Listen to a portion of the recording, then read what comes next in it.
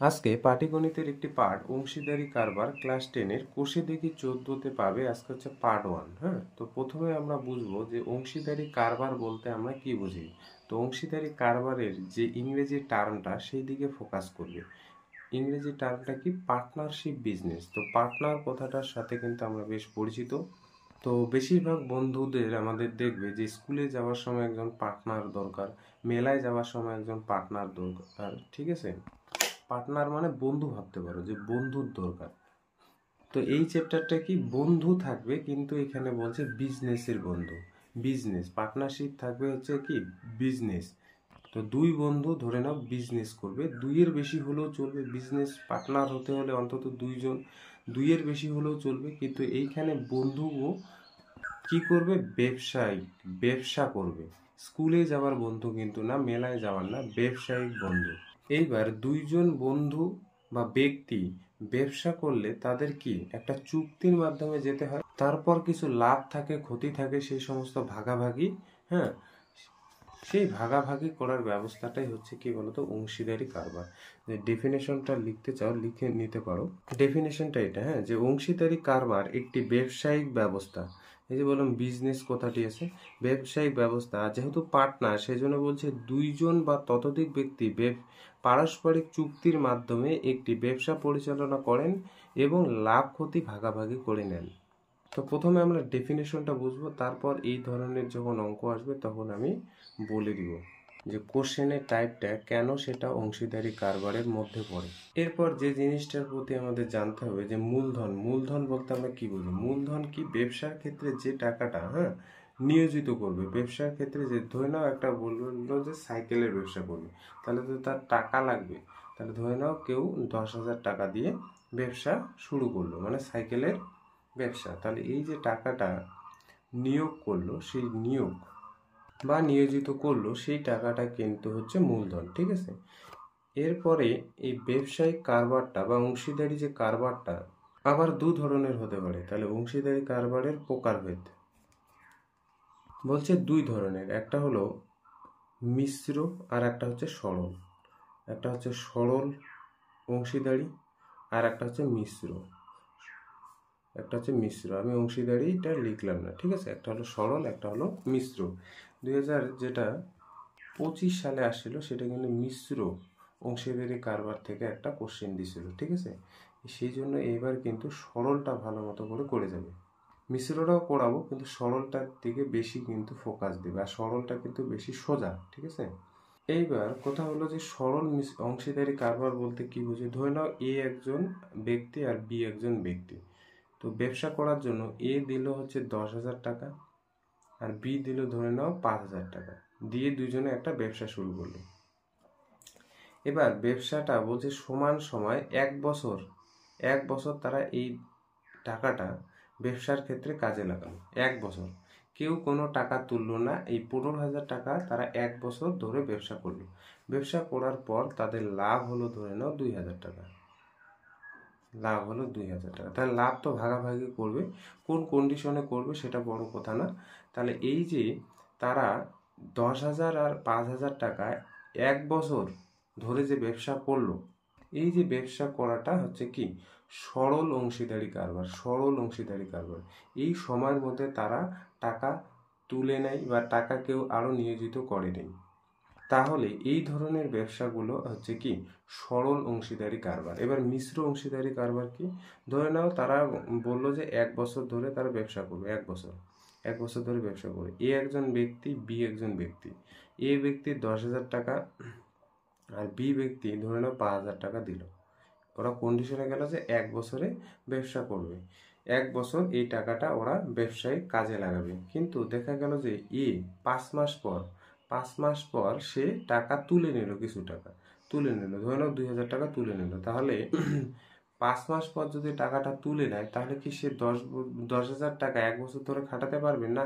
8,000 টাকা একটা সময় খাটবে। তাহলে এই যে টাকা তুলে নেওয়া, টাকা নিয়োজিত করা, এই ধরনের ব্যবসাগুলো কিন্তু হচ্ছে কি ধরনের ব্যবসা? মিশ্র। মিশ্র মানে মিক্সড, টাকা দেবে অথবা তুলবে, এই ধরনের ব্যবসাগুলো হচ্ছে কি মিশ্র। আর সরল মানে হচ্ছে একদম 1 বছর যাবে, ওই টাকা কেউ তুলবেও না, কেউ হচ্ছে টাকা নিয়োজিত করবে না, তাহলে ওই ধরনের ব্যবসাগুলোকে আমরা সরল অংশীদারি কারবার বলবো। আজকের পাঠে যে আলোচনাটা করব সরল অংশীদারি কারবার নিয়ে, ঠিক আছে। ধরে নাও দুই ব্যক্তি, একজন ব্যক্তি হলো এ আর একজন ব্যক্তি হলো বি। তো দুই বন্ধু বা দুই ব্যক্তি ব্যবসা করবে, সেই জন্য তাদের একটা আসল লাগবে বা মূলধন লাগবে। এ ব্যক্তিটি ধরে নাও 1000 টাকা দিল কোনো একটা ব্যবসা করার জন্য, বি একটি ব্যক্তি সে 2000 টাকা দিল।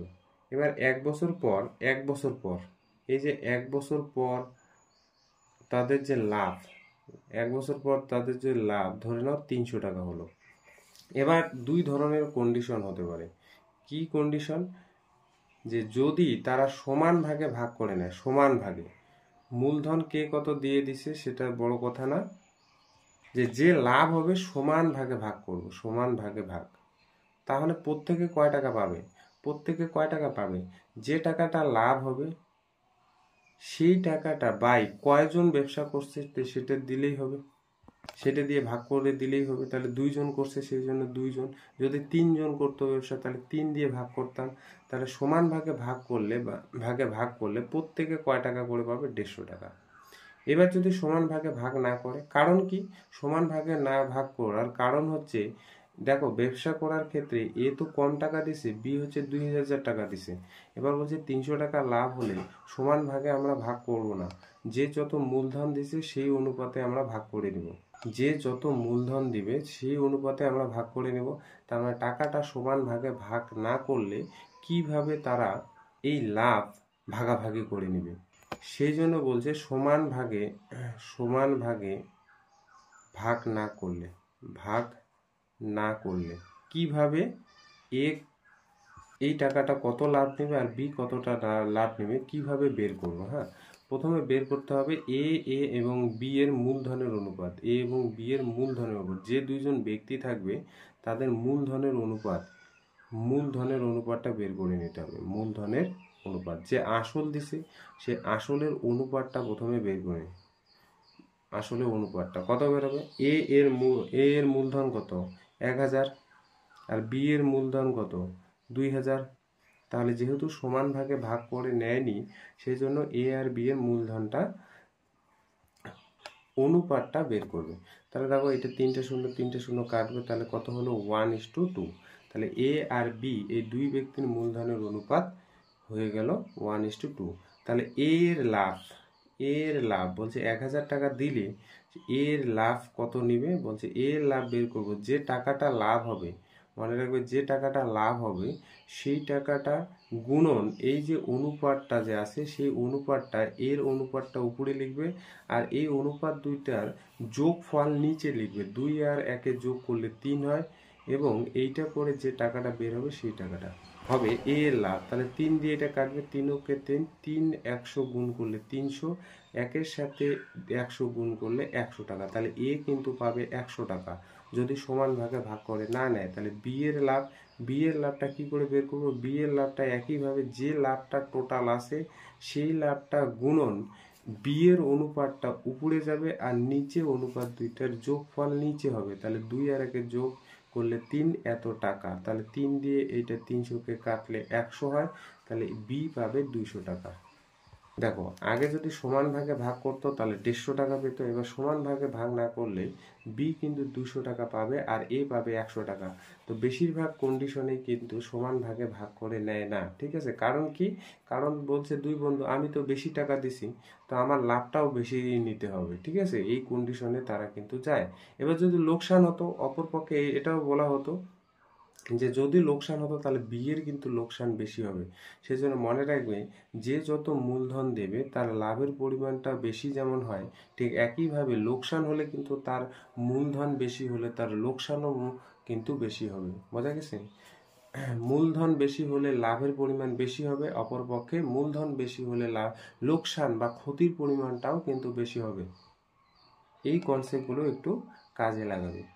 এরপর কোষে দেখি 14 বের করবে, 202 পেজ। কি বলছে 1 নম্বর কোশ্চেনটা? আমি ও আমার বন্ধু মালা দুইজনে যথাক্রমে 15,000 টাকা ও 25,000 টাকা মূলধন নিয়ে একটি ব্যবসা শুরু করলাম। 1 বছরে 16,800 টাকা লাভ হলো। হিসেব করে দেখি কি আমার সরি, আমরা কে কত টাকা লাভ্যাংশ পাবো। তাহলে তাদের নিজস্ব মূলধন দিয়ে ব্যবসা শুরু করছে। আমি কত টাকা দিছি এখানে প্রশ্ন মতে আমি 15,000, আর আমার বন্ধু মালা সে 25,000 টাকা দিছে, এবং টাকা দেওয়ার পর ব্যবসা করছে 1 বছরে 16,800 টাকা লাভ হলো। তাহলে কোথাও কি বলে দিছে যে যে কত টাকাকে মূলধন দেয় দিক, যে টাকা লাভ হবে সেটা সমান ভাগে ভাগ করে নেব। তাহলে তো এটা 2 দিয়ে ভাগ করে দিতেন, তাহলে আমাদের কি কত টাকা লাভ হতো সেটা বের হতো, কিন্তু কোথাও বলে দেয় নেই যে সমান ভাগে ভাগ করে নেব। আর এইটা কেন কেন সেটা সরল অংশীদারি কারবারের অঙ্ক। দেখো এখানে একটা একটা ফিক্সড বছর দেওয়া আছে, যে 1 বছর ফিক্সড যে ইয়ার সেটা কিন্তু দেওয়া আছে যে 1 বছর।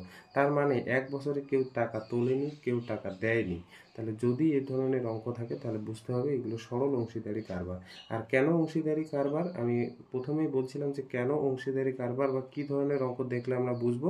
এই যে ব্যবসা করছে, মূলধন দিয়েছে, লাভ হয়েছে, এই ধরনের যখন আমরা কন্ডিশনগুলো দেখব সেগুলো সহজে বুঝতে পারবো যে সেগুলি কিন্তু অংশীদারি কারবারের অঙ্ক। ঠিক আছে, তো অঙ্কটা কি করে করব।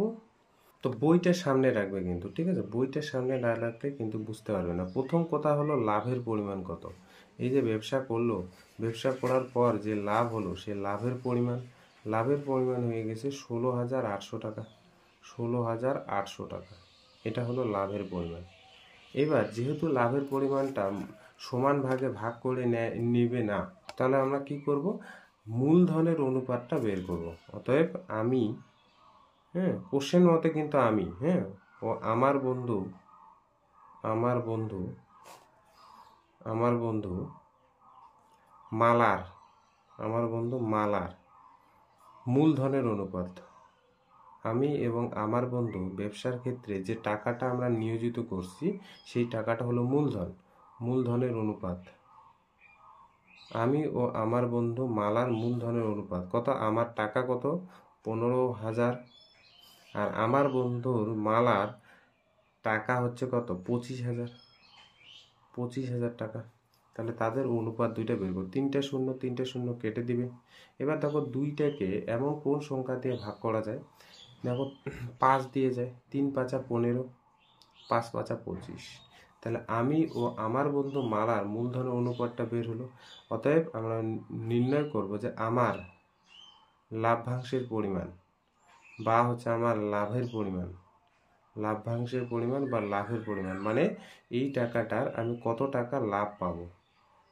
লাভের পরিমাণ কি বলছে যে এই যে 16,800 টাকাটা গুণ অনুপাতটা আমার যত সেটা আমি লিখে নিব, বাই হচ্ছে এই অনুপাত দুইটার যোগ। তাহলে 5 আর 3 যোগ করলে 8 এত টাকা হয়। তাহলে 8 দিয়ে এটা ভাগ করবে, তাহলে 8 দুগুণ 16, 8 কে 8, আর এখানে 0 বসে যাবে। তাহলে এখানে 3 দিয়ে গুণ করতে হবে, এই যে 3 0 0 3 0 0 3 কে 3 6, আমাকে দিয়ে দিবে হচ্ছে 6,300 টাকা। আর আমার বন্ধু মালার লাভের পরিমাণ কি হবে, এই যে 16,800 টাকার সাথে গুণ করে দিব, 16,800 টাকার সাথে গুণ করে দিব, উপরে হবে 5 আমার বন্ধু মালার যে অনুপাত সেই অনুপাত, আর হচ্ছে কি নিচে দুইটা অনুপাত যোগ এত টাকা। তাহলে 8 দিয়ে এটা গুণ করে ভাগ করে দেবো, 8 দুগুণ 16, 8 কে 8, উপরে হয়ে গেল 2100। তাহলে 5 দিয়ে গুণ করে দেবো, 5 0 0 5 0 0 5 কে 5, দেখো 10, 5 দুগুণে 10,500 টাকা আমার বন্ধু নিয়ে নিবে, আর আমাকে দেবে হচ্ছে 6,300 টাকা। কেন বলো তো, কারণ আমার মূলধন কম, যার মূলধন কম তার লাভও কম, যার মূলধন বেশি তার লাভও বেশি। সমান ভাগে ভাগ করলে নিশ্চয়ই এই টাকাটা পেতাম না, আরও পেতাম। তাহলে ব্যবসায়িক ক্ষেত্রে কিন্তু সমান ভাগে ভাগ করে নেয় না, অনেক সময় নেয় কন্ডিশন ওয়াইজ, কিন্তু নেয় না, কারণ যার মূলধন বেশি সে নিশ্চয়ই লাভের পরিমাণটাও বেশি চাইবে। ঠিক আছে, তাহলে আমার বন্ধু মালাটার লাভও বেশি। আর যদি লস হতো তাহলে কিন্তু বন্ধুর মালার লস অনেক বেশি হতো। পরের কোশ্চেনটা দেখো, পরের কোশ্চেনটা কি বলছে যে প্রিয়ং, সুপ্রিয়া ও বুলু যথাক্রমে 15,000 টাকা, 10,000 টাকা এবং 25,000 টাকা দিয়ে একটি ছোট মুদির দোকান খুললো, কিন্তু বৎসরান্তে 3,000 টাকা লোকসান হলো। কাকে কত টাকা লোকসানের পরিমাণ দিতে হবে হিসেব করে লিখি। তাহলে প্রিয়ম, সুপ্রিয়া, বুলু এরা একটা মূলধন দিয়ে ছোট্ট মুদির দোকান খুলছে, এবার 1 বছর পর লস হয়ে গেছে 3,000 টাকা। 3,000 টাকা লস হয়ে গেছে। তাহলে কে কত টাকা লোকসান দিতে হবে এটা তোমাকে নির্ণয় করতে বলছে। এই যে প্রিয়ম, সুপ্রিয়া আর বুলু, তারা এই যে টাকাটা দিয়ে বেশার ছোট মুদির দোকান খুলে লোকসান হয়ে গেছে, তাহলে আমরা প্রথমে লোকসানের পরিমাণটা লিখে নিই। লোকসানের পরিমাণ, তাহলে মুদির দোকান খোলার পরে তাদের লোকসানের পরিমাণ হয়ে গেছে 3,000 টাকা। বুঝতে পারলে? চানা টানা খানা খেয়ে ফেলছে, লোকসান হয়ে গেছে। বিস্কুট, চানা, চকলেট খেয়ে ফেলছে। কে খাইতে পারে বলো তো? প্রিয়ম, সুপ্রিয়া, বুলু। সুপ্রিয়া মানে খেয়ে নিছে, যাই হোক আমি এমনি বললাম। এরপরে যেহেতু লোকসান হয়ে গেছে, তাহলে লোকসানটা সবাইকে দিতে হবে। তাহলে লোকসানটা সবাইকে দিতে হবে সমান ভাগে, তাহলে নিশ্চয়ই বলে নাই, সেই জন্য সমান ভাগে বলে নাই জন্য আমরা কি বের করবো? প্রিয়ম, প্রিয়ম, সুপ্রিয়া, সুপ্রিয়া। মেয়েরা চানা বেশি খায় তো ওই জন্য বললাম যে সুপ্রিয়া খাইতে পারে, কিন্তু এটা ভাববে না যে সুপ্রিয়া চানা খাইছে, বুলুও খাইতে পারে। ঠিক আছে?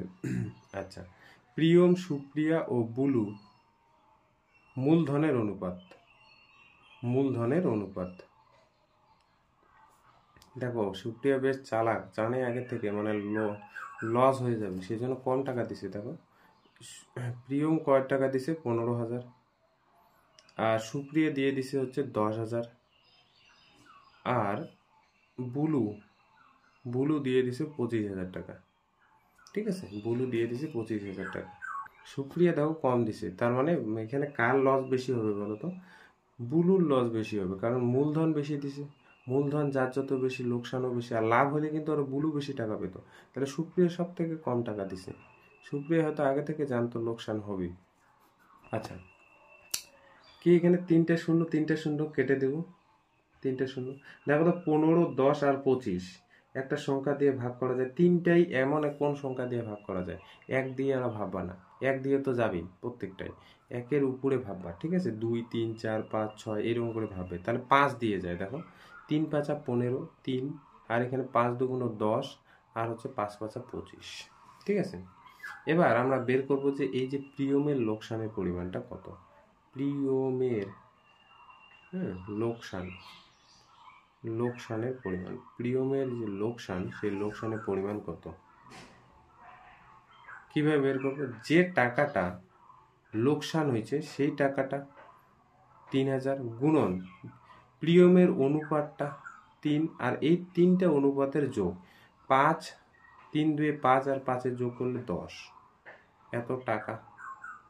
তাহলে এখানে দেখো 0 0 কাটলো, উপরে থাকলো 300, 300-র সাথে 3 গুণ করলে হয়ে যাবে 900। 3 3 9, আর পাশে 2টা শূন্য, তাহলে প্রিয়মকে দিতে হবে 900 টাকা লোকসান। মানে প্রিয়মের লোকসান হয়ে গেছে 900 টাকা।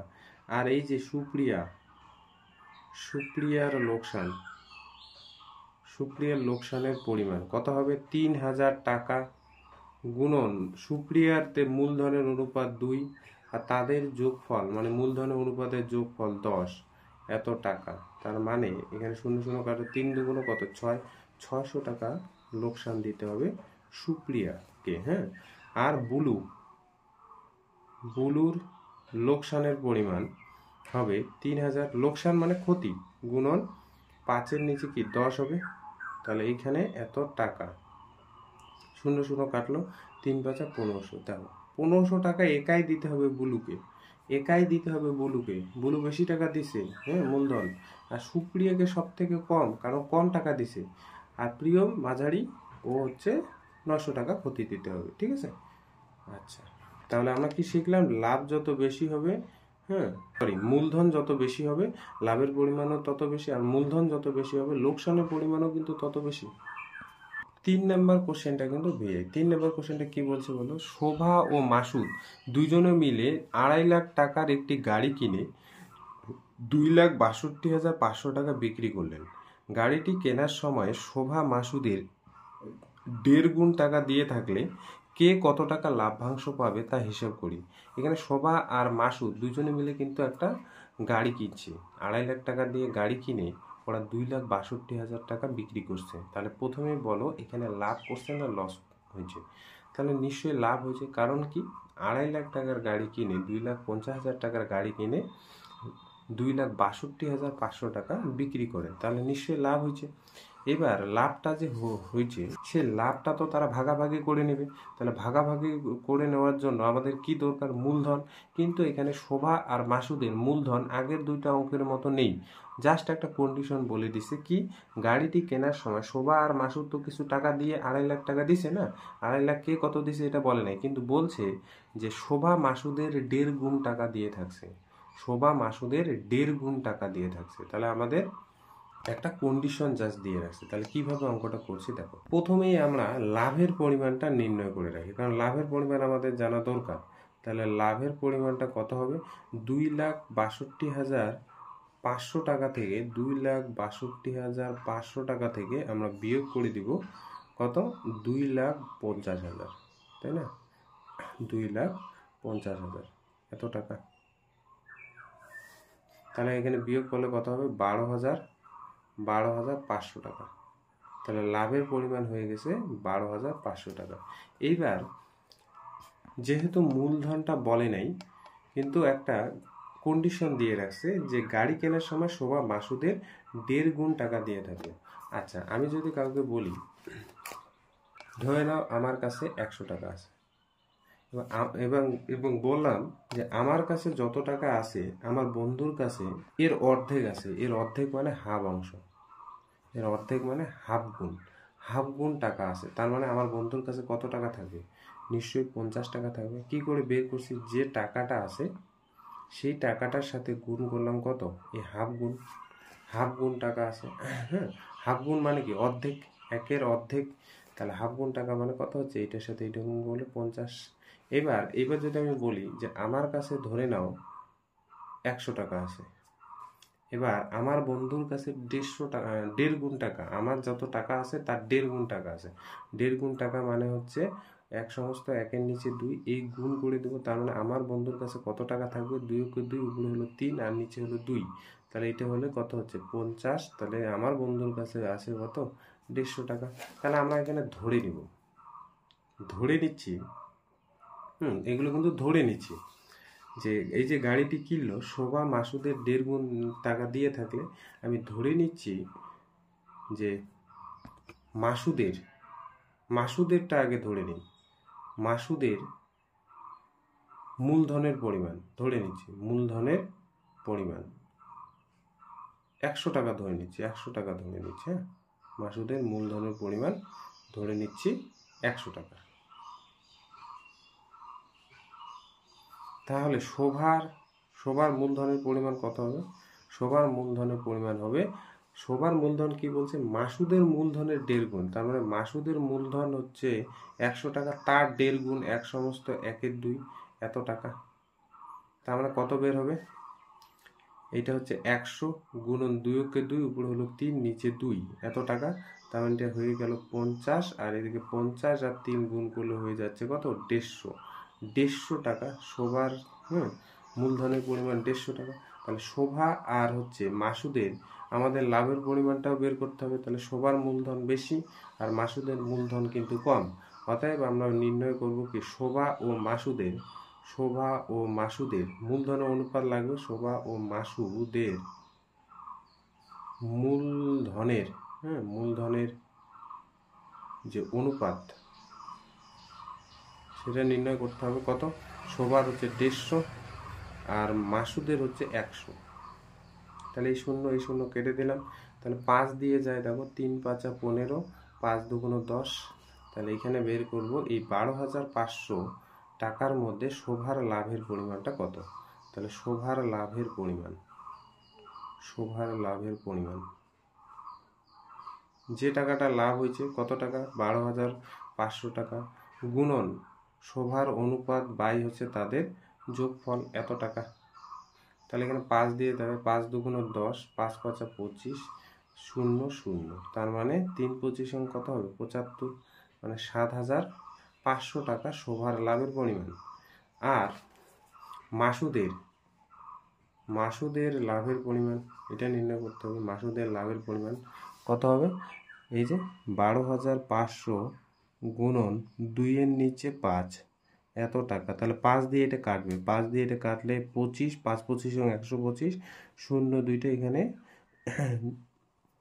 লিখে দিবে, তাহলে 2 0 0 0, 5 2 10, আর 2 ওকে 2, আর 2 2 4, একে 5, 5,000 টাকা। তাহলে মাসুদ পাবে 5,000 টাকা, আর শোভা কিন্তু পাবে 7,500 টাকা। 12,500 টাকার মধ্যে শোভা 7.5, আর হচ্ছে মাসুদ হচ্ছে 5, এদের যোগফল দেখো 12,000 টাকা হচ্ছে। শোভা কেন বেশি টাকা পাচ্ছে? কারণ শোভার মূলধন বেশি। শোভা 150 টাকা দিছে, হ্যাঁ ধরছি আমরা এটা 150 টাকা, আর মাসুদ দিচ্ছে 100 টাকা। যার যত বেশি মূলধন তার তত বেশি লাভ। 4 নাম্বারটা বাড়িতে হোমওয়ার্ক করবে, এটা পারবে, ঠিক আছে। 5 নাম্বারটা দেখো কি বলছে। দীপু, রাবেয়া ও মেঘা যথাক্রমে 6,500 টাকা, 5,200 টাকা, 9,100 টাকা মূলধন নিয়ে একটি ছোট ব্যবসা শুরু করলো। ঠিক 1 বছর পর বলছে 14,400 টাকা লাভ হলো। ওই লাভের 3 ভাগের 2, হ্যাঁ 3 ভাগের 2 ভাগ, মানে 2-এর 3 অংশ তারা সমান ভাগে ভাগ, এবং বাকি অংশ মূলধনের অনুপাত ভাগ করে নিলে কে কত টাকা লাভ্যাংশ পাবে তা হিসাব করে লিখুন। আগের যে অঙ্কগুলো ছিল সেগুলো কিন্তু ডাইরেক্ট মূলধনের অনুপাতে লাভের পরিমাণটা আমরা বের করছিলাম, কিন্তু এখানে আবার 2টা কন্ডিশন এর গেছে। কি কন্ডিশন? যে ডাইরেক্ট এই টাকাটা যে লাভ হয়েছে তারা মূলধনের অনুপাতে ভাগ করে নেবে না। বলছে 3 ভাগের 2 ভাগ যে টাকাটা থাকবে সেই টাকাটা তারা সমান ভাগে ভাগ করে নেওয়ার পর বাকি টাকাটা মূলধনের অনুপাতে ভাগ করে নেবে। তাহলে যদি তারা এইভাবে ভাগ করে নেয় কে কত টাকা পাবে। তো ধীরে ধীরে আসি, একবারে বললে কিচ্ছু বুঝবে না। এবং বলে রাখি এটা কিন্তু ভিআই একটা অঙ্ক, ঠিক আছে, ভিআই ইম্পর্টেন্ট টাইম। প্রথমে লাভের পরিমাণটা আগে লিখে নিই, যে লাভের পরিমাণ কত হয়েছে? 14,400 টাকা। এটা হচ্ছে লাভের পরিমাণ। এই লাভের পরিমাণের 3 ভাগের 2 ভাগ। এবার আমি যদি কাউকে বলি যে ধরে নাও কারো কাছে 500 টাকা আছে, 500 টাকার হাফ অংশ কত হয়? 500 টাকার হাফ অংশ কত হয়? 500 টাকার হাফ অংশ হয় 250 টাকা। 500 টাকার হাফ অংশ মানে অর্ধেক। তাহলে 250টা বের করব কিভাবে? এই 500 টাকাটা যে থাকলো, যে অংশটা আছে সেই অংশের সাথে গুণ করে দেব, তাহলেই দেখো 250 বেরোবে। কারণ এই যে এটা দিয়ে কাটলে 25 2 50, আর এখানে একটা শূন্য বসাই দিলাম। তাহলে কি করব? যে টাকাটার যত অংশ বের করতে বলছে এই টাকাটার সাথে গুণ করে দেব। তার মানে এখানে কি বলছে যে 14,400 এই টাকাটা সরাসরি তারা মূলধনের অনুপাতে নেবে না ভাগ করে। এই টাকার বলছে 2-এর নিচে 3 অংশ, মানে 3 ভাগের 2 ভাগ সমান সমান আগে কত টাকা হয় সেটা আমরা নির্ণয় করব। কি করে নির্ণয় করব? 14,400-র সাথে গুণ করে দেব 2-এর নিচে 3 এই অংশটা, তাহলে কত টাকা হচ্ছে সেটা সহজেই নির্ণয় হবে, ঠিক আছে। তাহলে এখানে দেখো এই যে 3 4 12, তাহলে এখানে 2 থাকবে, 3 আর 24, এখানে হচ্ছে 0 0, তাহলে 4800 থাকবে। 14,400-কে 3 দিয়ে ভাগ করবে, 4800 থাকবে। 48কে আবার 2 দিয়ে যদি তুমি গুণ করো তাহলে দাঁড়াবে গুণটা 0 0, 8 2 16, হাতে থাকে 1, 4 2 8, 1 9, এত টাকা। তারা 14,400 টাকার 3 ভাগের 2 অংশ, এই যে 2-এর নিচে 3 অংশ টাকাটা যে পেলো সেই টাকাটা বলছে একটা কন্ডিশনে। কি কন্ডিশনে? যে সমান ভাগে তারা ভাগ করে নেবে। এই যে বলছে না, ওই লাভের যে লাভটা হলো সেই লাভের 2-এর নিচে 3 অংশ তারা সমান ভাগে ভাগ করে নেবে। তাহলে দেখো তো এই যে 9,600 টাকা সমান ভাগে ভাগ করে নিলে, সমান ভাগে ভাগ করে নিলে তারা প্রত্যেকে মানে এখানে দীপু, রাবেয়া ও মেঘা, তারা প্রত্যেকে লাভ পাবে। কিভাবে বের করব? এই যে 9,600 টাকা যে আছে, কতজন এখানে? 3 জন, তাহলে 3 দিয়ে ভাগ করে দেব, তাহলে 9600 টাকা বা 9,600 টাকা যদি 3 দিয়ে ভাগ করো, এখানে কত হবে? 3 3 9, 3 2 6, তাহলে 3200 টাকা করে প্রত্যেকে কিন্তু এই যে 2-এর 3 অংশ 14,400 টাকা ভাগ করে নিলে প্রত্যেকে 3200 টাকা করে সমান ভাগ করে নিল। এইবার আর একটা কন্ডিশনে গেছে যে এই যে 9,600 টাকা গেল, এবার বাকি তো আরো টাকা থাকবে, তাহলে বাকি যে টাকাটা থাকবে সেটা মূলধনের অনুপাতে তারা ভাগ করে নেবে। তাহলে এখানে লেখা যায় যে অবশিষ্ট লাভের পরিমাণটা কত থাকলো, অবশিষ্ট লাভের পরিমাণ, তাহলে 14,400 টাকার থেকে দেখো 9,600 টাকা সমান ভাগে ভাগ করে নিছে, তাহলে বাকি কত পড়ে থাকবে? 14,400 থেকে বিয়োগ করে দিব 9,600 টাকা, তাহলে 9,600 টাকা বিয়োগ করে দেবো, তাহলে অবশিষ্ট টাকা পড়ে থাকবে, তাহলে বিয়োগ ফলটা হবে 4,800 টাকা। এই 4,800 টাকা তারা মূলধনের অনুপাতে ভাগ করে নেবে। অতএব আমরা বের করব হচ্ছে দীপু, রাবেয়া ও আরেকজন আছে মেঘার মূলধনের অনুপাত, এই তিনজনের মূলধনের অনুপাতটা বের করবো। তাহলে দীপু কত টাকা দিছে ব্যবসা করার জন্য? 6,500 টাকা। আর রাবেয়া দিয়ে দিছে হচ্ছে 5200, 5,200। আর মেঘা 9,100 টাকা। তাহলে দেখো দুইটা শূন্য কাটবে, 13 দিয়ে যায়, 5 13 65, 4 13 52, 7 13 91। তাহলে দীপুর লাভের পরিমাণ এই অবশিষ্ট টাকার থেকে কত থাকবে সেটা নির্ণয় করি। তাহলে দীপুর লাভের পরিমাণ,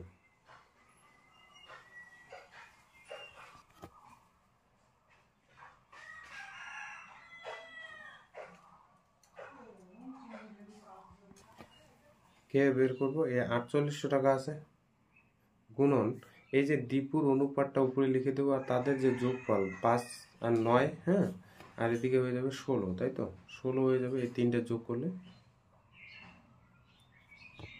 তাহলে এই যে 3 16 48, তাহলে 0 0, তাহলে দীপুর লাভের পরিমাণ থাকবে হচ্ছে এই টাকাটার 1500 টাকা। আর রাবেয়ার লাভের পরিমাণ কত থাকবে? 4,800 টাকা গুণন 4 নিচে 16 এত টাকা।